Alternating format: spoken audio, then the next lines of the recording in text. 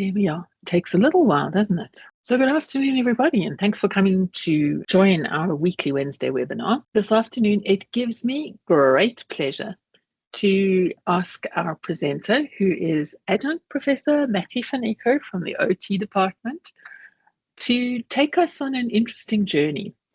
In this month, August, we've been looking at strategies that we can use to enhance student learning. And one of those is those sorts of strategies where we don't give students answers, but we ask them to think about what their questions could be. And in doing that, hopefully, we try and engender ways that they can think about things differently.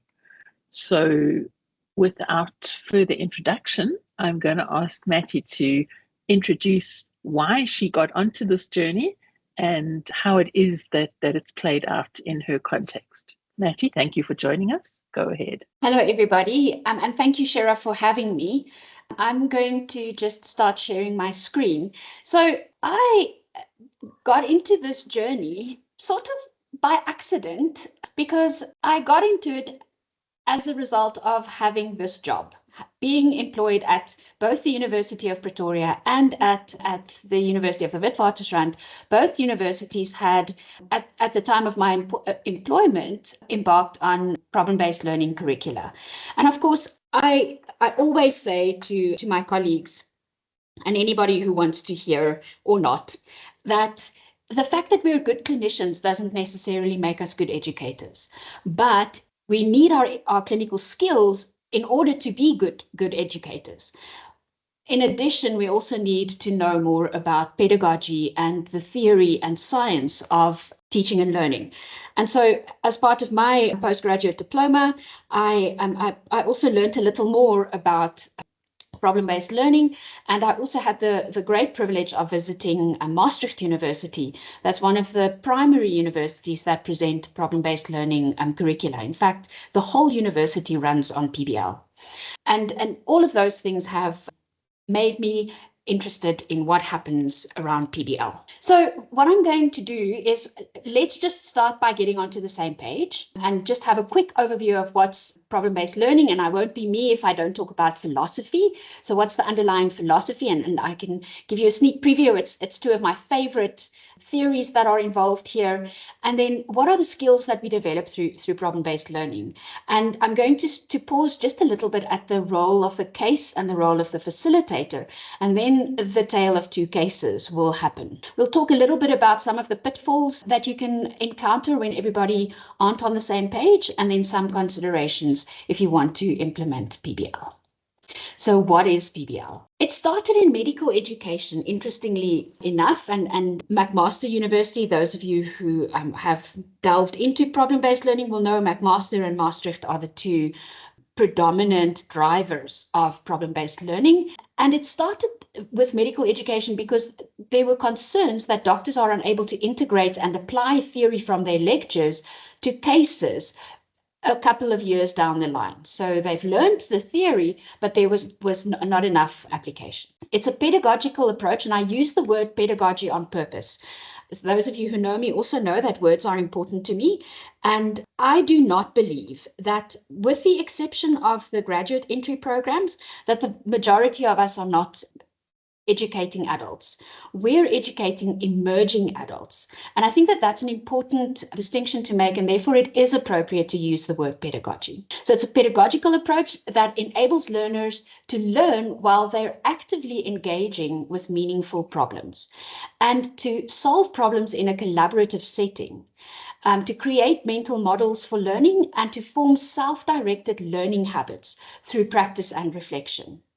And there are three broad iterative phases in problem-based learning: the problem analysis phase, the self-directed learning phase, and then the reporting phase. So it's a form of cooperative and active learning because content is introduced in the context of real-world complex problems. And I think that this is very often where many PBL curricula or PBL cases fall down, is in that they're not complex enough. And that the problem comes first. And this is underlined also.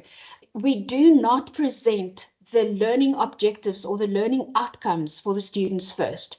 We give them a case first in order to introduce the topic to them. And it's different from concepts preceding the end of chapter kind of problem. So what they mean by that is that you give them the theory, and then at the end of the chapter, there's usually a case where students then get the opportunity to apply the theory to the case.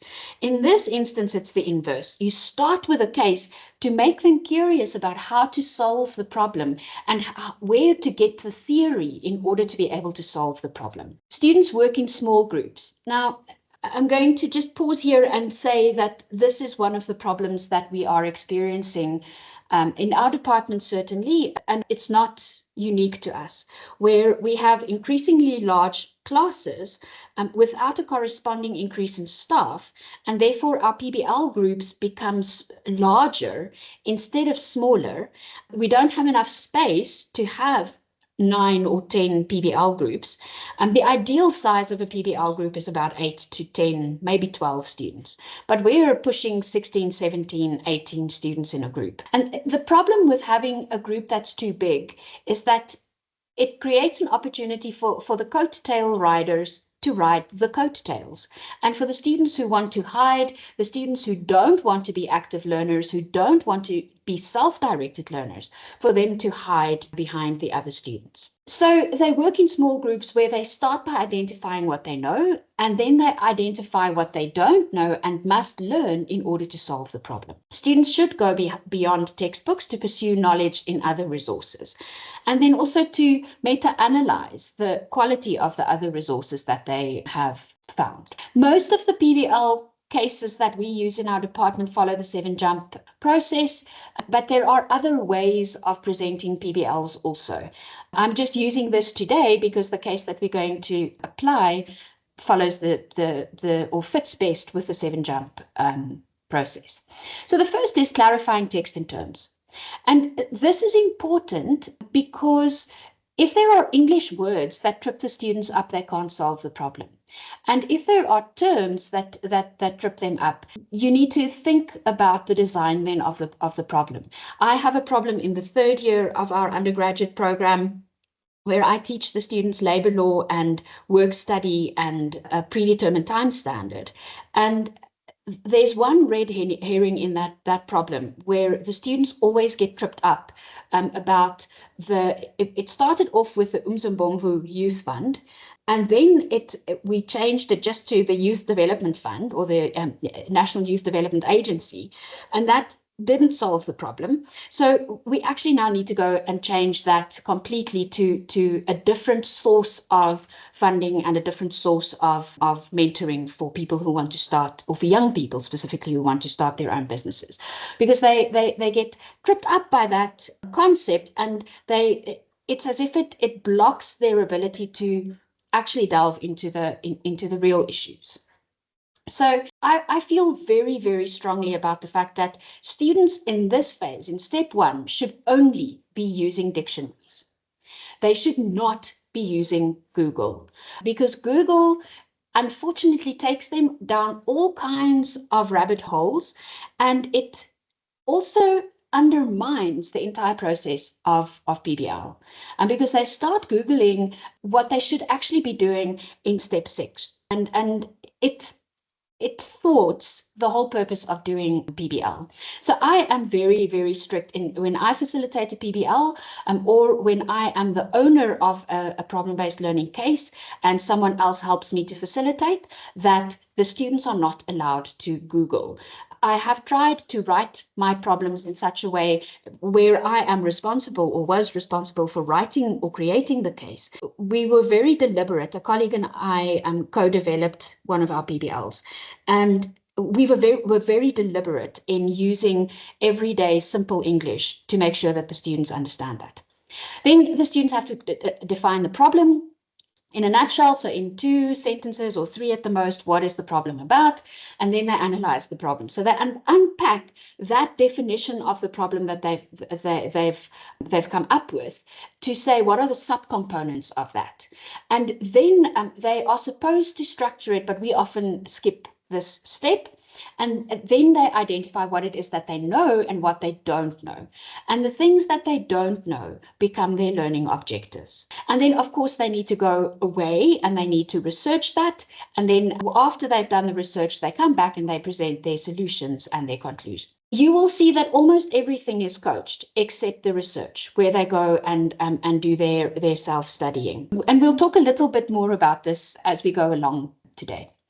So the three broad iterative phases, the problem analysis phase are jumps 1 to 5, and there's different kinds of cases that you can use. Case studies, which we'll be looking at today, role plays, and you can even use simulations, which I think in the technology-assisted kind of learning or a blended learning kind of approach, simulations and computer cases or computer-assisted problem-based learning could be a fun way of mixing things up a bit.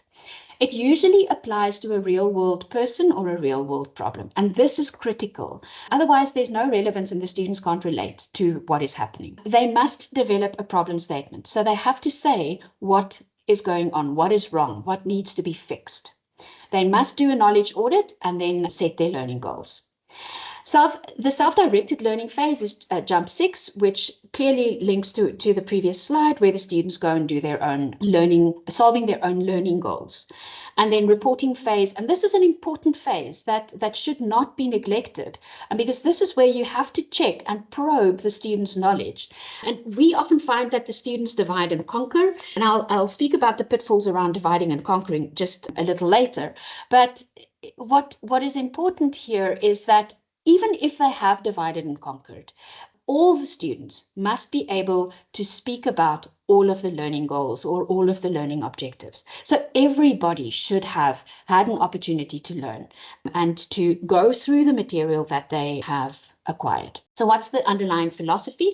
And from an ontological perspective, we're talking about critical realism. It's reality that's captured by broad critical examination because we're using real-world problems and hopefully complex real-world problems. Constructionism is the epistemology. Meaning is created from an interplay between the subject and object. The subject constructs the reality of the object. It rejects the idea that there's an objective truth and is waiting to be discovered. Instead, truth or meaning arises in and out of our engagement with the realities in our world. That is, a real world does not pre-exist independently of human activity or symbolic language. And on one level, this also speaks a little to the fact that students come into this situation not as empty vessels or blank pieces of paper. They come with their own realities, their own experience of the world. And sometimes their experience of the world is the same as the person in the paper case, and sometimes it's completely different. And how do we then use all of those realities and all of those experiences to facilitate learning out of this case? The philosophical theoretical perspective is social constructivism, and Shirra knows that I love this deeply. And it is basically comes down to the fact that we're working in the real world, we're authentic, there's a student-centered aspect to it, because we're not forcing all of the students or student groups to have identical learning outcomes. Each group's learning outcomes can be slightly different because of the different constitution of each of the group. And then application, the learning theories that are applied. Now, I erroneously put adult learning first, but actually we're also using social cognitive learning, student-centeredness, and self-directed learning. And adult learning actually as a distant fourth, because as I said previously, we're not really working with adults, but emerging adults. And therefore, the way in which they construct knowledge, sorry, I just need to cough. Do you have water, Matty? Are you okay there? Yes, I do. So I've just had a niggly scratchiness to this morning. Okay, sorry about that. Let me get back to my screen.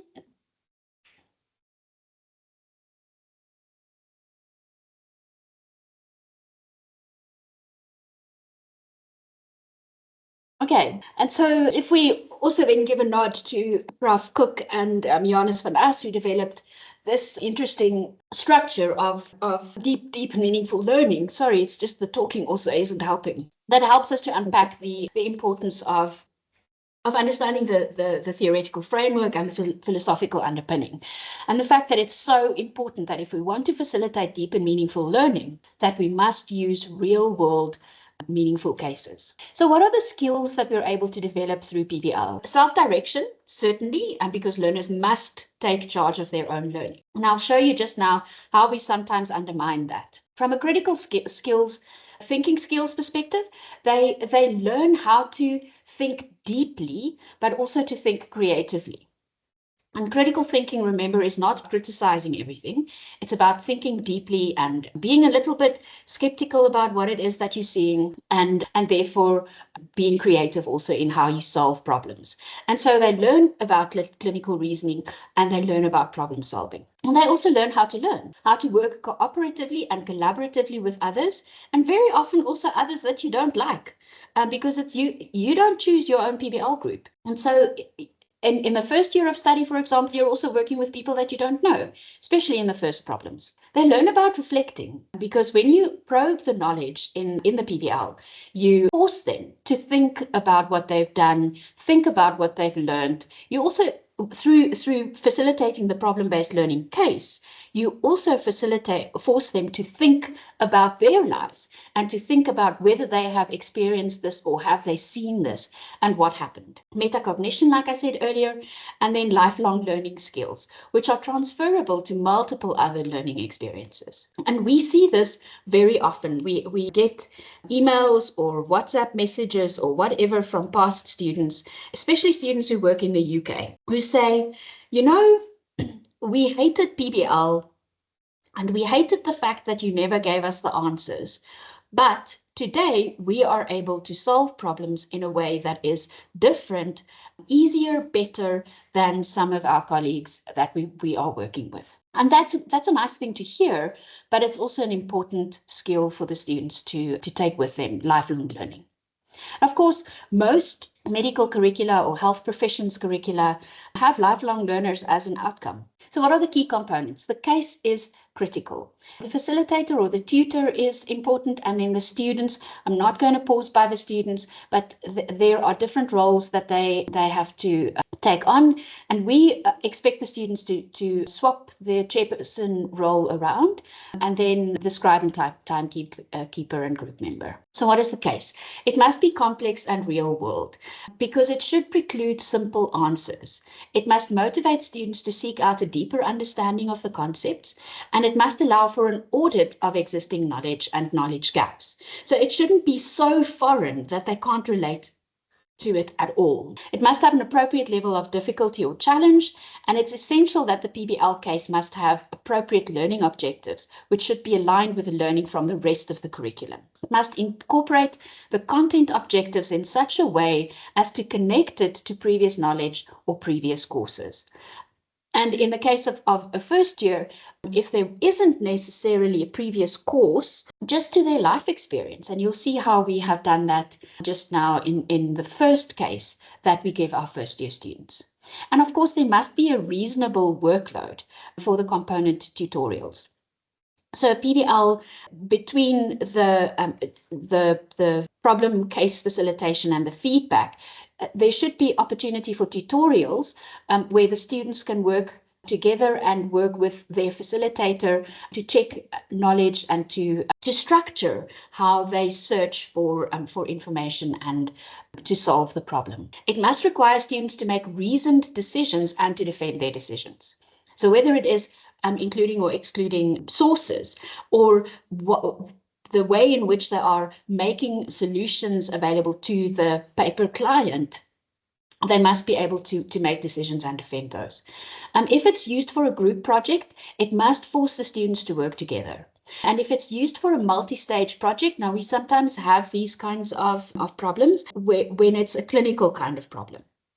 So where the students get referred a case or they get referred a patient by the doctor, and they have to now first do the assessment, and then after they've done the assessment, the next step in the multi-stage project would be to develop a treatment plan or an intervention plan for that client. You can get problems from a lot of sources, like newspapers, magazines, journals, books, textbooks, etc. But broadly, it's those three that I've spoken about previously. Role plays make students improvise scenes based on character descriptions given. Simulations often involve computer-based programs, and regardless of which technique is used, the heart of the method remains the same. It's a real-world problem, and you present the problem first before you present the learning outcomes or objectives. The problem needs to be introduced in stages so that students will be able to identify learning issues that will lead them to research the targeted concepts. Following are some questions that may help guide this process. What will the first page or stage look like if you have a multi-stage problem? What open-ended questions can be asked? So when you develop the problem, what are the prompts that you can use to get the students to engage with a paper case and engage with what it is that they know and what they don't know? How long will the problem be? Sometimes the answer to that is how long is a piece of string? It can be hard to identify how long it will take students to learn information, but it is something that you need to think about. Will students be given information in subsequent stages as they work through the problem, or do they get the whole case at the beginning?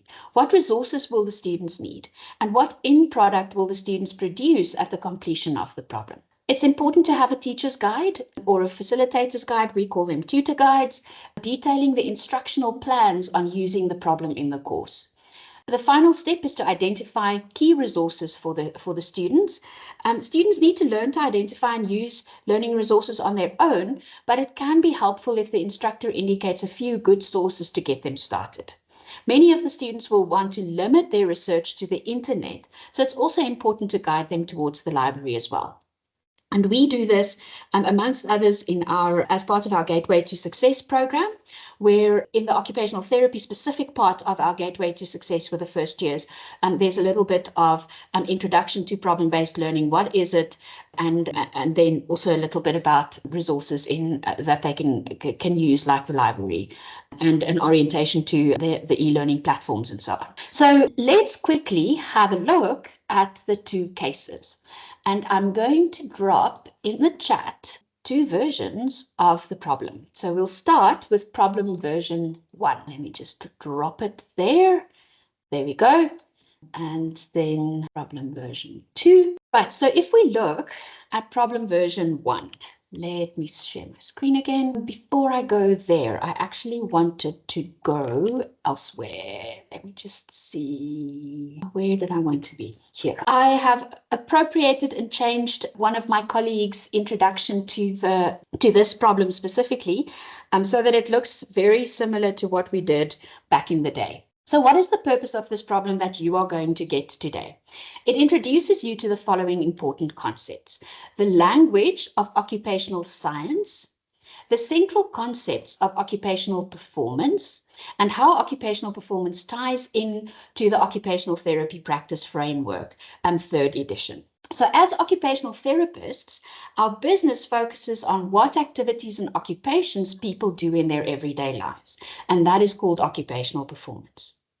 What can go wrong with occupational performance that leads to problems, and we call that occupational dysfunction.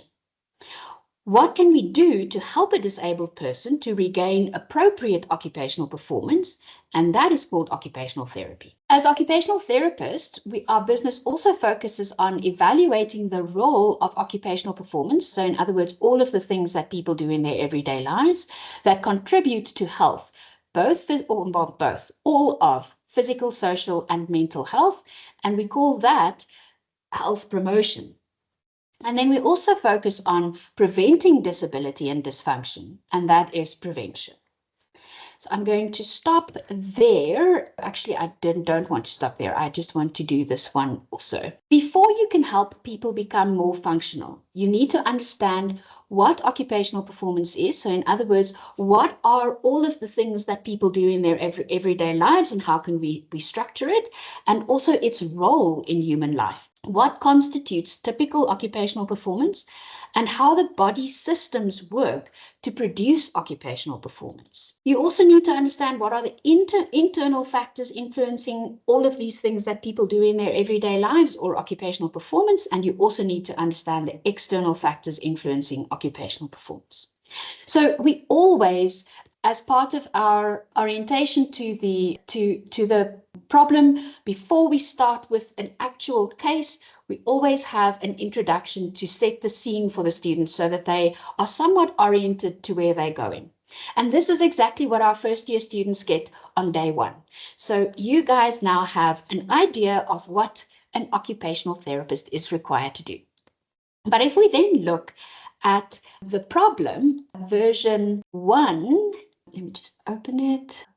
So you are able to open it on your side also because it's in the chat, but it's basically Kelebogile, who's 18 years old, and she's Sotho. She matriculated last year and she got 3 A's. She worked hard at school and had little social life, and she was responsible for caring for her 3 younger siblings and doing housework as a mother worked as a domestic in the town near the village where they lived and only came home over the weekends. She's been awarded a full bursary by the Limpopo province and was accepted into the health science faculty as a first-year student.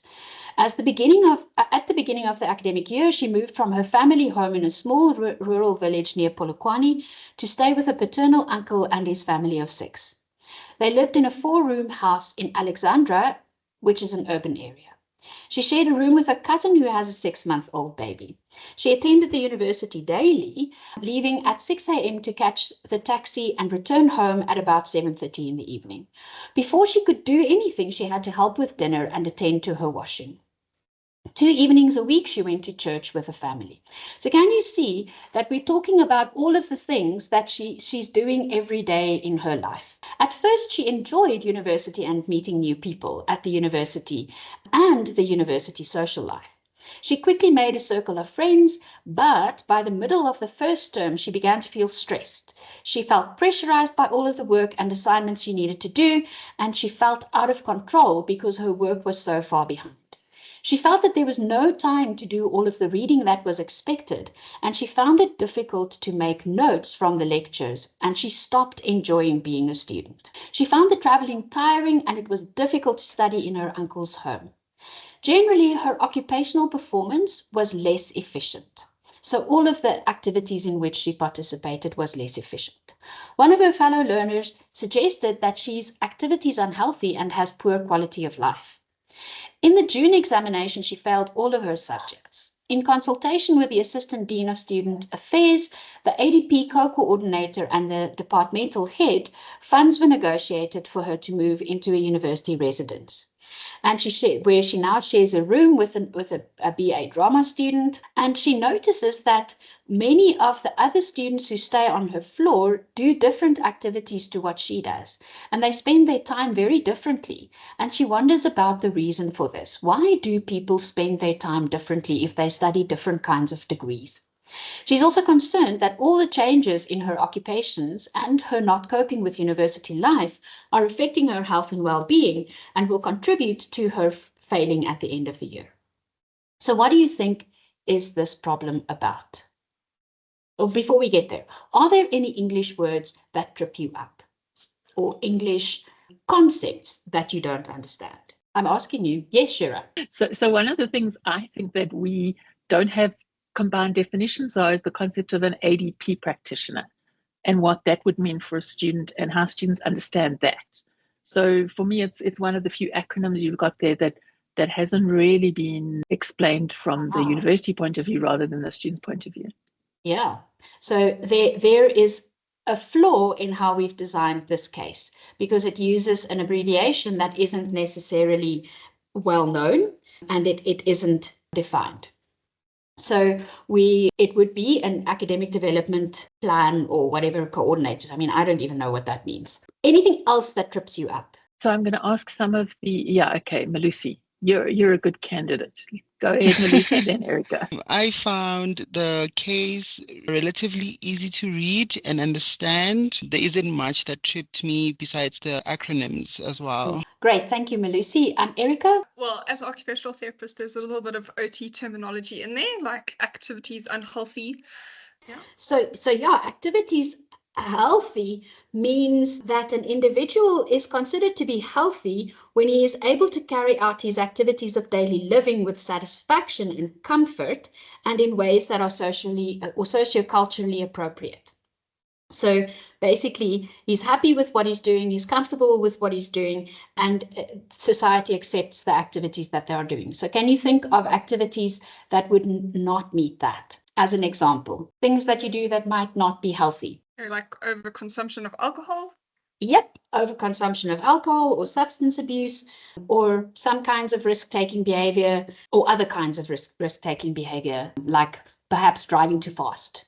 Yeah, so any other words that trip you up? So can you see that for the most part, the introduction already introduced some of the topics, except activities healthy. So we should have actually added activities healthy to the introduction, but it certainly introduced concepts like occupational performance and activities, the things that people do in their everyday lives. Do you think that this is a real life problem?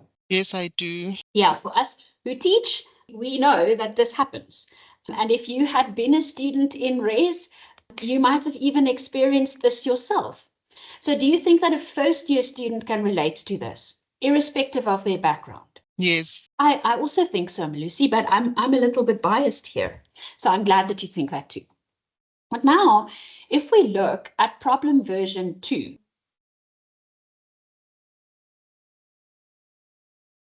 we have suddenly we've changed the problem to a male. What makes if you see these bold words, what does that do to you when you see bold words? I think it draws my attention directly to the words. I don't necessarily start reading the case from where it starts. I go directly there. And what else? Do you know what collective occupations are? No? So suddenly there's more words that are strange and they have been bolded. And what does that make? So yes, it draws your eyes to it, but what happens on the inside? Does it make you more curious or does it make you more hesitant to unpack the problem? If it's unfamiliar terms or terms that I haven't read before, there might be some level of curiosity, but I'd also be lazy to continue to read because I'd be like, maybe I won't understand the whole context. How easy is it for you? If I now ask you, what do you think? So it's basically the same kind of a scenario, but instead of coming from the person now comes from the Free State in a little town called Witwatersrand, and it's not spelled incorrectly. That is how you spell it, even though there is a red line under it. Same kind of story, but now he shares a room with his cousin and the 6-month-old baby and needed to leave and still the church thing. So the basic gist of the story is the same. But when we start talking about weird things like collective occupations on campus, can you solve the problem as easily if we didn't use words like that? And do we need to use that term? Living in Benoni makes it difficult for him to take part in team sport on campus. Do we need to use big words or can we substitute it with simpler words? Because collective occupations, for the sake of today, are occupations that we do with other people together, like team sports or being a chess champion or things that you do together with other people. Must we use that term or can we use other words that are simpler? And I would argue, yes, we should be using words that are simpler. What I've also seen in problems where we have this kind of notion, so this isn't the worst example that we have in the department, and I didn't want to use too bad an example to be too much of a red herring. But what I've seen is that the students get so stuck, and especially when there's many bolded concepts like this, that they get so stuck in those words that they actually can't move beyond the first step of trying to understand all of these strange words that they are now confronted with that they haven't known previously. So you need to be careful when you are using concepts like these, because you could impede the flow of a PBL session if you have too many things that stand out or too many words that are strange, or like we did see in the previous example, too many acronyms or abbreviations that are unfamiliar. So what then, if we are going to move on to the pitfalls, what are the pitfalls that we can encounter? So one of the first things that can happen is, so let's just move on to the facilitator role before we get to the pitfalls. So what is the role of the facilitator? Your primary role is to facilitate the group process and the learning, and you are not there to provide easy answers. Now, there's a lot of debate in the literature about, and in practice, about whether you use experts to facilitate PBL. So I generally tend to avoid pediatrics. I'm sorry, Haroon, but that's not my favorite field of occupational therapy. And I also don't necessarily remember everything that I've learned as an undergraduate student, because I learned it basically to forget it. So am I a good person to facilitate a pediatric kind of case or not? In the context of me not being required to provide easy answers or not to teach, I would be a brilliant example or a brilliant person to facilitate that kind of problem, because I actually don't know. It might not be the best for my ego, but it's a good thing to say to the students, I actually don't know. And if you don't know, make that a learning outcome. Should you be a subject matter expert, or should you be a group process expert? And that is the more important skill to have. You need to be able to facilitate the students through the process, and also to understand the issues that arise from people working together in groups. The qualities of an effective facilitator include the ability to be seen by students as genuine, accepting and prizing their contributions, but also being able to offer empathetic or empathic understanding, and to mentor students' development, especially if you are going to do PBL in the authentic way, where there is one facilitator per group, and the facilitator also attends some of the tutorials where the students need to work together to solve the actual case, or to solve the actual problem, and to develop their learning materials. But now, what happens when everybody aren't on the same page? And this is now where we get to the pitfalls. It is really important that everybody who are involved in the PBL facilitation must know the whole curriculum and how the curriculum fits together. And this is true for the PBL facilitators. It's also true for the case owners. So I, for example, as the owner of the work case or the labor law case, because I need to know how the knowledge is built up in the curriculum. How does knowledge get sequenced in the curriculum? Because there is a right and a wrong starting point for starting with problems in a year or in a curriculum. Now, this problem is a good problem to start with because it introduces the basic terminology, the basic language that occupational therapists use. So now everybody who attended this PBL or this CHSE session knows that when occupational therapists talk about occupation, they actually mean everything that people do in their lives. We also need to recognize that it's not a good idea to swap PBL cases around in the year to suit a person's timetable. It's better to swap people. So if I, for example, have a conference in July when my third year problem usually runs, it's better for me to get someone else to facilitate that than it is to move that problem to a different time. Some problems are okay. Some problems, it doesn't really matter. But my problem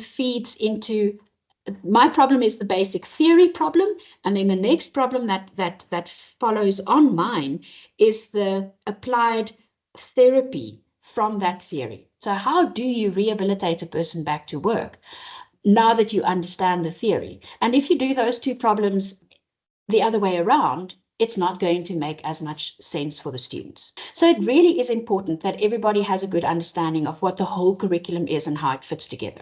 In our department, we have what we call the roadmap, and it's a one-pager that shows the broad overview of all of the learning that happens in all 4 years in our two main subjects that the students do. You have to trust your colleagues to do their job well. Otherwise, you're going to be teaching and reteaching the same stuff, and that frustrates the students. And it also creates a sense of students then starting to play lecturers off against each other, because Van Niekerk said this, but Jones actually said something else. Now, who must they believe? So it really is important that you trust your colleagues to do their job well. If you want to make changes, all changes must be approved by the whole department at something like a curriculum meeting. So we have curriculum meetings where we discuss these kinds of things, and even PBL cases must be discussed there if you want to make changes to those.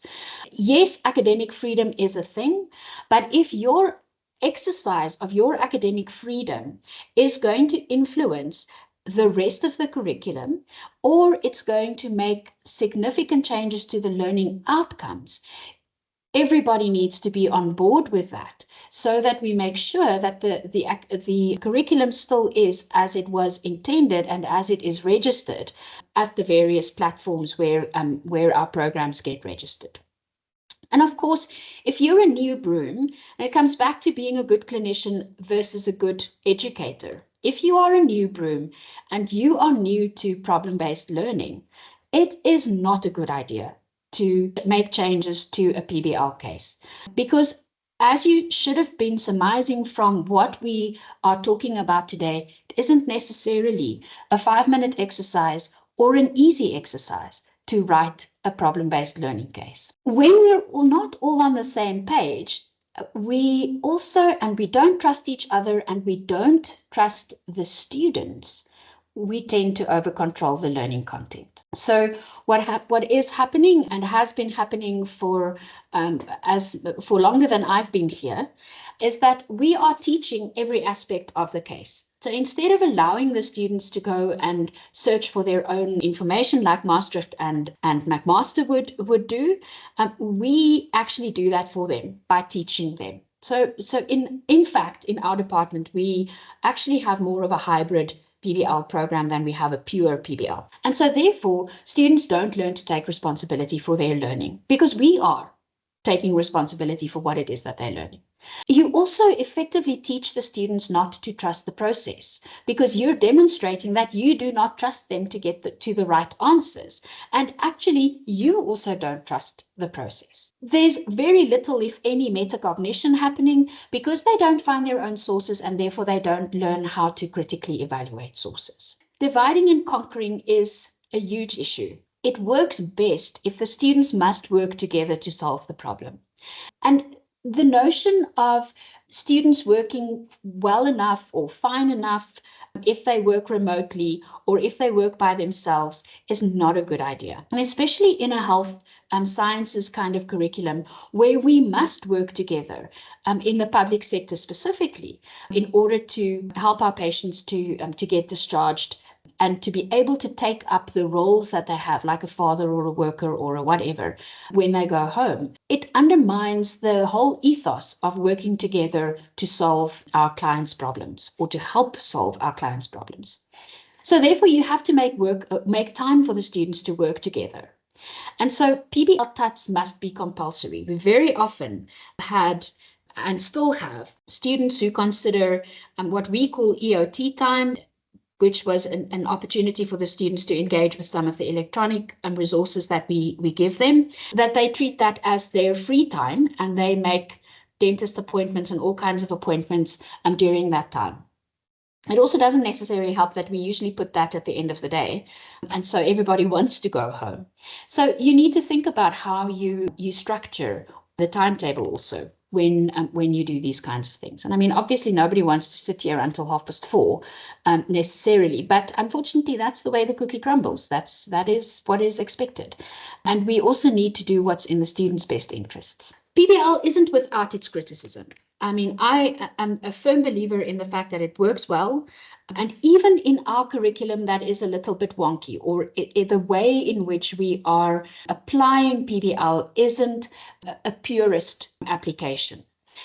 It works very well because it helps the students to understand different contexts. So you could see from these two cases that we've demonstrated that students who live in the city get an idea of what it's like for students who come from a rural area into the city. And the same then would happen when we start moving more into some of the clinical kind of cases where it's actually based on a patient. It is time consuming, or it has the potential to be time consuming. Because some people argue that it requires constant monitoring and recording of the performance of the students throughout the process. It's a very good idea to record the performance of the students throughout the process so that students also learn about how they participate in a group. And yes, it is going to be time consuming if you are teaching everything in addition to facilitating PBLs. But like everything else in education, all learning must be graded. In the first year, facilitators must have a high profile. So in other words, you have to be speaking a lot more. And in fact, you almost take on the role to some extent of a chairperson so that you start demonstrating and modeling for the students how to do a PBL and how to facilitate the process.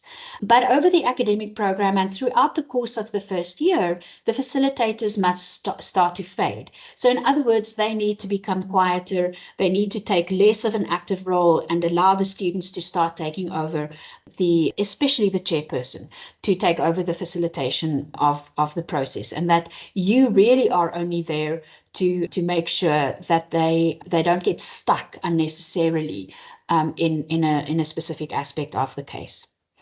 And why not let the students grade each other? Group sizes, I've mentioned this earlier, can be a problem. Some people criticize PBL because they say that poor performance, students can perform poorly in tests because they don't understand basic concepts that's necessary for the practicing clinician, making it difficult to relate the basic concepts practically. And we see that fairly regularly. Erica and I met with one of our third year students just this week who doesn't have all of the theoretical underpinning, but it means then that the facilitator didn't do their job well because they didn't probe the students' knowledge deeply enough. And this also kind of flows out of the fact that we overteach sometimes, and that the students then don't necessarily develop the self-directed skills that they need in order to be able to learn. There's varying degrees of applicability and relevance. Students can easily be distracted from the challenges presented by the problem, and they may miss out on pertinent information. And so the Umzumbomvu Youth Fund is a good example here, but it means then that there's something wrong with the way in which we've written the case. And we have to acknowledge that writing cases isn't easy, but facilitating them also takes skill and practice. And so don't step away from an opportunity to facilitate a problem. Rather jump in and try and learn and get feedback from the students about your facilitation, or get feedback from a peer about how you facilitate a problem. It can become tedious and boring, yes, and our third year problems very, very definitely have the tendency to be very boring because they are all situated around the occupational therapy process, and every profession has the same process of referral, assessment, intervention planning, intervention execution, and outcomes monitoring. And the iterative loop that happens between the intervention planning, execution, and evaluation. So mix it up. Use paper cases, use simulations, and use other forms of problem facilitation or other forms of problems. If you want to implement it, logistics are important. Constructive alignment. So how do you assess? In our program, everything happens around cases. There is not a straightforward theory question in any of our exams. It's all applied. And so that is actually quite fun because it means that you can have different answers, essentially have the same kind of question, but students need to apply their thinking in a different way. And automatically, you are starting to prompt and prime the students to apply their theory all the time to knowledge. So I'm always surprised when people say to me that our students can't apply their theory to cases, because this is part and parcel of how we teach, how we examine. And there's then a very strong link between the theory examination and the clinical situation. Students have to be prepared. They must understand PBL. They must be comfortable with slight variations in learning objectives based on the group's own prior knowledge, because all the groups will have different prior knowledge. And so they must be aware, and I make it very overt to the students when I do my third year problem, that I want them to have different learning objectives. It's an expectation that I have. So I'm not threatened by the fact that it's not carbon copies. The students very often are threatened by not having carbon copies of learning objectives. You as a facilitator and students also must understand the group process, so the forming, norming, storming, performing, and adjourning aspects of group process, and stick to the process. Don't Google. Don't allow the students to unpack terms using Google, because they go down that rabbit hole and they start solving and they start identifying the learning things that they don't know, and then it undermines the authenticity of the process. And students must also value tutors or facilitators from diverse backgrounds. So for me, who doesn't particularly like pediatrics, but I really enjoy work rehabilitation, the students need to understand that if I'm facilitating a pediatric kind of case, I'm going to come at it from a work or a productivity kind of perspective. And so they need to understand and value, and they can't just say, oh, but we had that dud van Niekerk who knows nothing about pediatrics, because they need to understand that all of us have strengths and weaknesses that we bring to every situation in life, even in learning. Tutor training is important, and interdisciplinary refresher courses. Novices need things. What do you do about part-time tutors? Do you have them? Do you not have them? And also have a reward system to keep tutors motivated and interested. Develop a community of practice and foster and facilitate reflective practice. And there are a whole bunch of references if you really want to read more. Some of them are old, some of them are new or newer. So it also shows how much people continue to think and research about problem-based learning. And that's my story. Sure. Matty, you've given us a real tour de force. That was PBL in one nutshell, never mind several. And thanks for that. We don't have a lot of time for questions, but I do want to see if there is anybody who has one burning question. Not have to be burning either. I do notice that you put a lot of emphasis on not Googling.